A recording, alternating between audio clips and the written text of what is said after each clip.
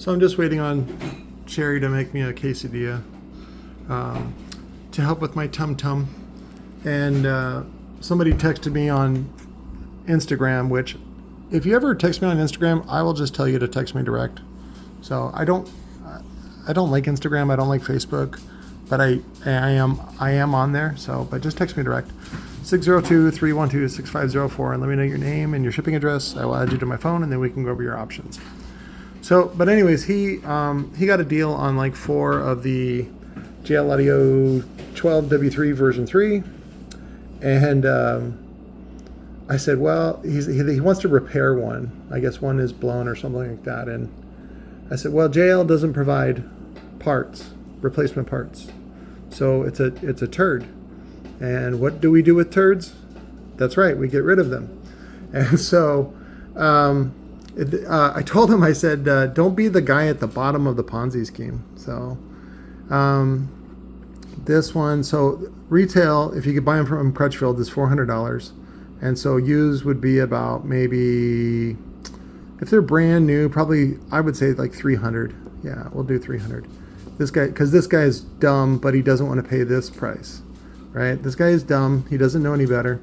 He'll pay this price. And so then whatever, this guy gets some fucking girl pregnant, and then he's got to sell, and so then he'll sell for $250, and then it goes down $200, and then finally when they're still old, maybe go for $150, but it's all scuffed up and trash, and this guy is poor, trailer trash, but still loves JL because he's dumb too and he doesn't know any better. So don't be this guy.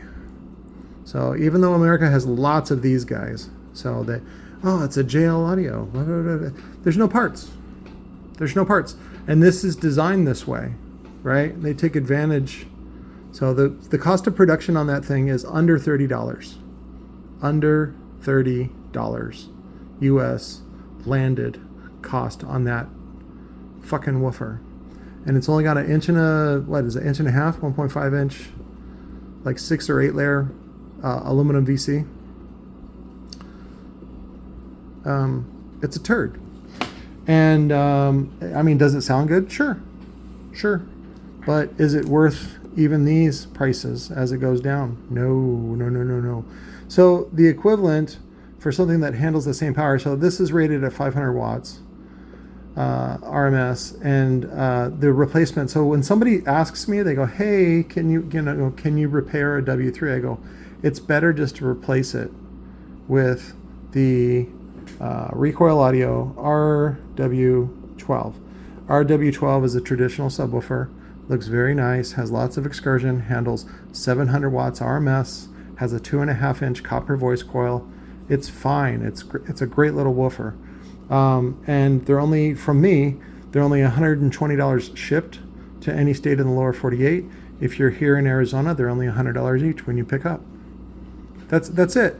So otherwise, all your time and money, even if there was parts available, if you found a technician, it would still cost you $150, $100 and maybe $200.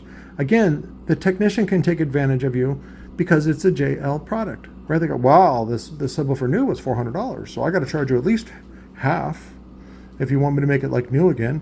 And then he gives it a 90-day warranty or some bullshit like that. So this one comes with a 1-year warranty. It's a great subwoofer. It does more power. It costs the same, under $30 to produce. That's why I know that the production cost is under $30, because it's actually inferior, and this one is about $30 to produce. Now landed, the price goes up a little bit, but for the state of this argument, I want you guys to understand that these woofers do not cost a lot, especially when you're buying 1,000 at a time. Okay, so if you want to go to China and buy your own, go for it. Production cost is right under $30, but you got to buy 1,000 of them, so that's a nice chunk of change. You'd be better off buying a piece of real estate and then flipping that, rather than doing a bunch of 1,000 sales just to double your money. But anyways, that's the math involved with that, and that's basically the Ponzi scheme of JL Audio till finally somebody just throws it away. And then I even told the guy, I said, well, you know what? You can probably sell it on eBay for about $40 or $50 because somebody thinks that they can fix them, or they're like, I've done this before, I can look at it, whatever, they're delusional. Let them be delusional. That's their prerogative. So you're not there to educate people. I am, and that's why I'm showing you this video, so that you don't have to make these other mistakes. So, but I wanted to talk about that. Hang on real quick. I got another one. Oh, that's right. It was the, somebody had asked me about the,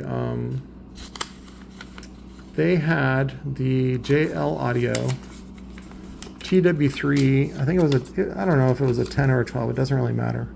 So JL TW3. This is that shitty one that uses the same coil as the W1 and W3.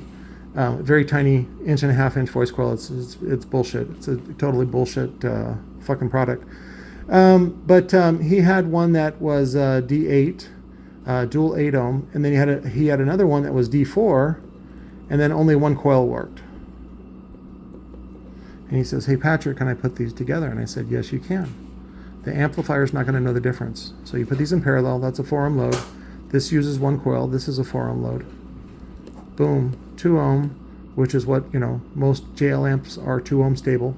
It's presto. Sell it to somebody else. It's fucking great.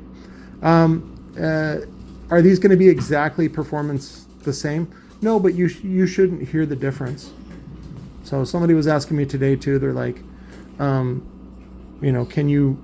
Oh, that's what it was. He was saying, and I get this a lot too. Is people say, well, you only had one voice coil hooked up in the video when I do the woofer porn, and I go, yeah. So I'm a little bit of I instigate shit. But I said, yeah, I said the woofer doesn't know.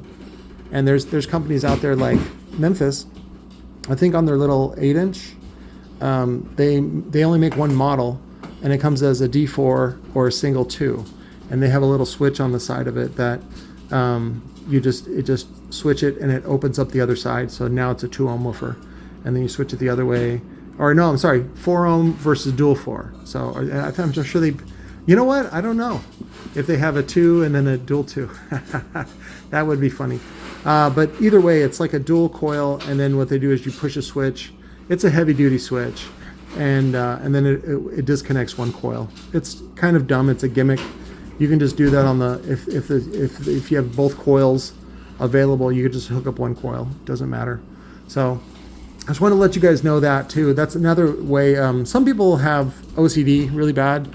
Like there was somebody that they wanted to hook up 3 in parallel for a 1 ohm load, and I said, oh, you should get the D2. And at the time we were out of the D2, and I said, well, we have the 4 ohm, just hook up one coil from each one. And he's like, oh, you can't do that. And I said, yeah, you can. It's not a big deal. So, but some people are paranoid about that, and physics would argue with you. But if you don't want to argue with physics, then don't listen to me. Anyways, I love you guys. I'll be doing some more woofer porn videos today, and if you have any other like common misconceptions like that, or questions, especially when you've heard it from someone that's notable in car audio, you got to understand that all these guys are full of shit, and they make their money based on your misconceptions.